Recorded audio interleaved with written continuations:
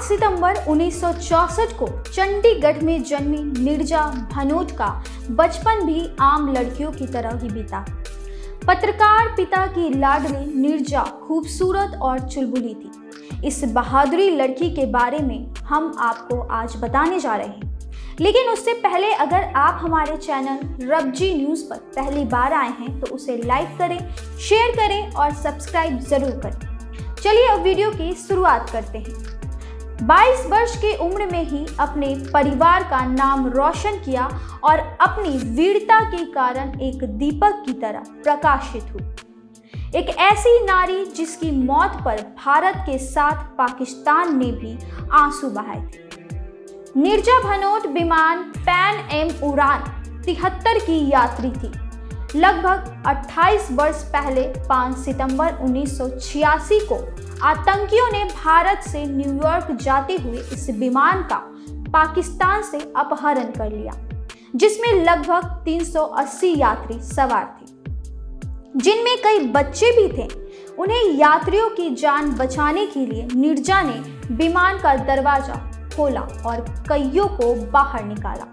लेकिन जब वे एक बच्चे को बाहर भेज रही थी तभी एक आतंकियों ने नीरजा के सीने पर गोली चला दी और उस जाबाज नीरजा ने अपनी जान दे दी। नीरजा चाहती तो वे सबसे पहले खुद उस दरवाजे से बाहर जा सकती थी, लेकिन उन्होंने अपने से पहले यात्रियों की जान को महत्व दिया। इसी वीरता के लिए मरणोपरांत नीरजा को भारत के सबसे बड़ी पराक्रमी पुरस्कार अशोक चक्र से सम्मानित किया गया। नीरजा सबसे कम उम्र में इस पुरस्कार को प्राप्त करने वाली पहली महिला थी।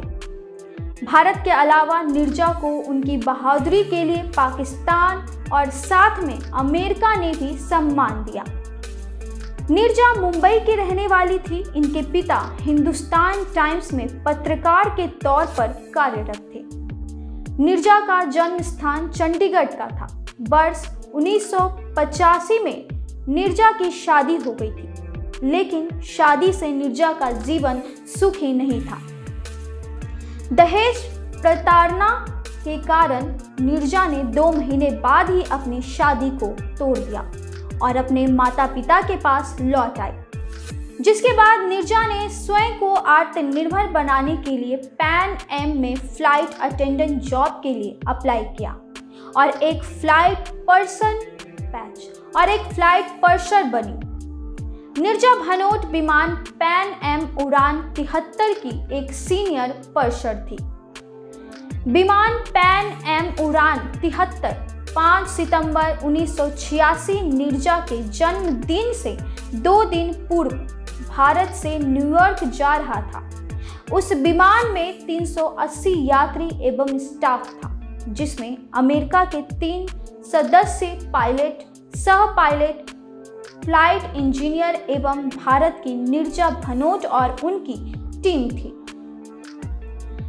विमान जब पाकिस्तान के कराची एयरपोर्ट पर था और पायलट का इंतजार कर रहा था, तभी 4 आतंकी जो कि अबू निदाल संगठन से थे, उन्होंने विमान को अपने कब्जे में ले लिया और पाकिस्तानी सरकार को पायलट देने का हुक्म दिया, जिसे उन्होंने नहीं माना, क्योंकि अगर वो ऐसा करते तो आतंकी विमान को अपने हिसाब से कहीं और ले जाते। उस विमान में कई अमेरिकी यात्री भी थे और आतंकी इन्हें अमेरिकी यात्री के सहारे पाकिस्तान पर अमेरिकी दबाव बनाकर अपनी मांगे पूरी करवाना चाहते थे, जिसके लिए आतंकियों ने नीरजा और उनकी टीम को यात्रियों के पासपोर्ट इकट्ठा करने को बोला ताकि वे अमेरिकी यात्रियों को पहचान सके।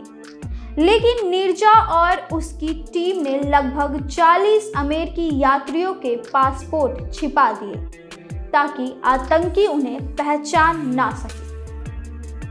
साथ ही नीरजा ने यात्रियों को बचाने के लिए आपातकालीन का दरवाजा खोल दिया और कई यात्रियों को वहां से बाहर भेज दिया। इसी समय एक आतंकी की नज़र नीरजा पर पड़ी।